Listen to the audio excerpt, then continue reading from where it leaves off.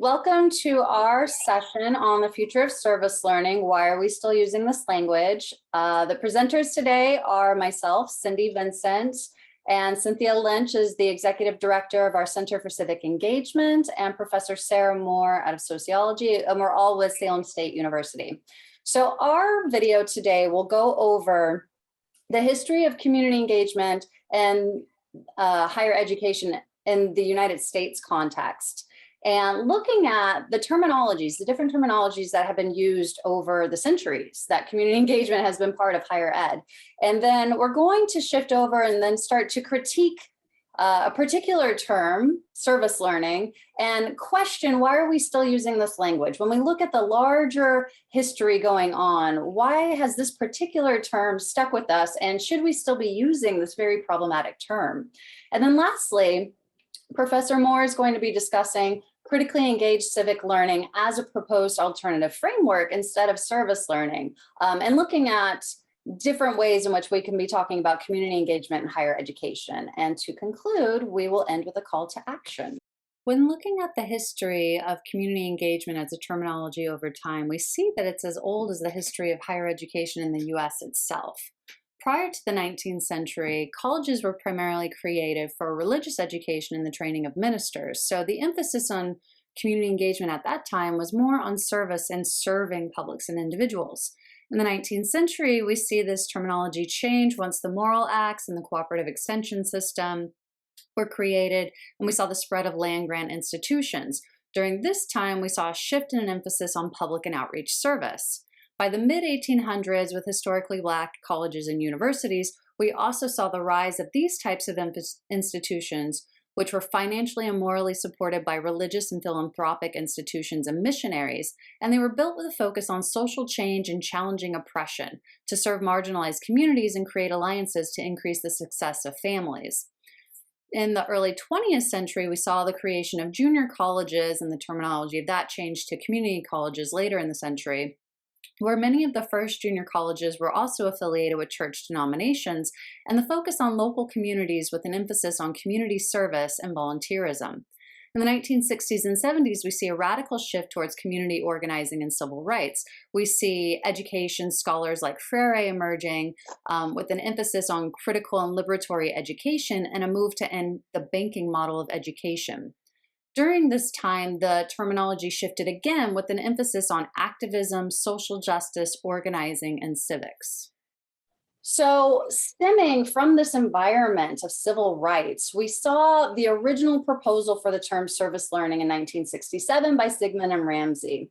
But it didn't gain much traction at first. And in the 1980s, we saw some precursory movements towards creating a campus outreach opportunity league. We saw the creation of Campus Compact, but it really wasn't until the 1990s when service learning began to be institutionalized on a national level across our country. This was thanks in part to scholars in our networks who were trying to theorize service learning and beginning to conduct research, more rigorous research into service learning. We saw a lot of national advocacy by Ernest Boyer happening when he was the president of Campus Compact. We saw federal funding from President Clinton at that time being created via the Corporation for National and Community Service that provided a lot of the necessary funding to institutionalize service learning, so the creation of centers and directors and supporting staff. And we also saw the growth and support of Campus Compact during this time. I want to also dig into the idea of service learning a little bit here and point out that it was rooted in Dewey's pragmatic focus on experiential learning, with a focus on experience, inquiry, and reflection. And even Dewey's work was informed by feminist pragmatism and Adams' work at Hull House with a focus on direct intervention, confrontation with power, and inequities. So some scholars have noted as many as 147 different terms and definitions with regards to the work that we're talking about. What do we call this work? Do we call it community engagement, democratic engagement, civic engagement, service learning, activism, social justice? At the center of all of these different terms and definitions has always been the central argument that language is important and the terminologies we use is important. are important. And the way we're defining this work is important. So with that, I'm going to switch it over to Cynthia Lynch to talk about why service learning is problematic. Thank you. And like Cindy just said, terms such as civic engagement, community engagement, activism have been used for centuries. And while a lot of significant milestones and contributions have come from this work, the term service learning itself is problematic, and we shouldn't be ignoring that and glossing over it. Firstly, the term service learning really invokes inequitable power dynamics that inherently privilege one group over another group, with the more privileging groups typically providing the service to the marginalized groups, with the emphasis on servicing rather than collaborating to resolve the issues that affect everyone in the community. And it also reinforces structural and institutional inequalities in the community. Additionally, all too often, service learning is employed by predominantly white institutions in service of poorer communities of colors, upholding those inequitable power dynamics I mentioned and continuing histories of oppression. It is also important to note that historically, academic interests have taken advantage of communities by utilizing community time, resources, knowledge for academic research and publication, but failing to ensure that co-created knowledge, assets, and outcomes are disseminated to the communities that they are intended to benefit. The work created with community by design must be mindful of the community from start to finish, which includes valuing the different forms of knowledge brought to the project. Service learning is frequently defined as course-based, credit-bearing educational experiences, students participating in organized service activities, and then reflecting on those experiences to deepen the students' understanding of course content. And while reciprocity is often discussed as a principle for service learning, the nature of its application often benefits the educational institution, as noted in the definition I just outlined. It's course-based, it's credit, it's all about the student, and it really does not focus on the community nor meaningful social change. Additionally, one-off projects or projects conceived within that semester timeframe have been found to create just as many problems as they solve.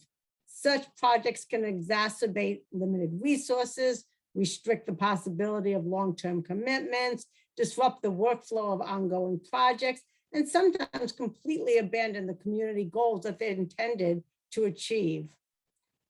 Another problem with the practice of service learning is the lack of student preparation prior to their work in the community. Often, this sets up unrealistic expectations of all parties and serves to reinforce the stereotypes of the student that the students who are going into the communities have. While it should be a responsibility of institutions of higher ed to help identify the causes and solutions of social justice issues occurring in the community, far too often service learning focuses on the student learning or the faculty research aspects of the work rather than the work occurring in the community or the efforts to pursue change actions needed to address the larger societal issues. Over the last few decades, critical service learning has emerged as an alternative to service learning, and another term that is being used in the field. One of the leading scholars in this work, Tania Mitchell, has highlighted some real important distinctions between traditional and critical service learning, traditional being what I had mentioned previously, where critical is focused more on social justice and social change, power redistribution, and building authentic relationships. Critical service learning is moving the needle. It is a step in the right direction. However, we still need to make sure that research is done to see if it is fulfilling the different social change goals that communities have. The focus of critical service learning remains with the institutions of higher ed, with student learning being at its center. Finally, the inclusion of the term service in critical service learning still relies upon problematic usage and histories.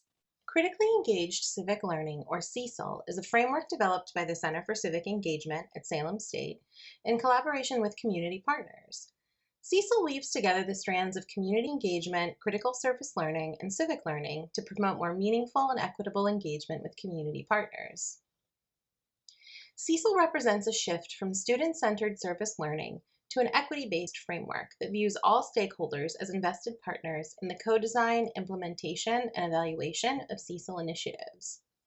Stakeholders include students, community members, community organizations, and faculty and civic engagement professionals like Cynthia, who support civic engagement efforts in higher education.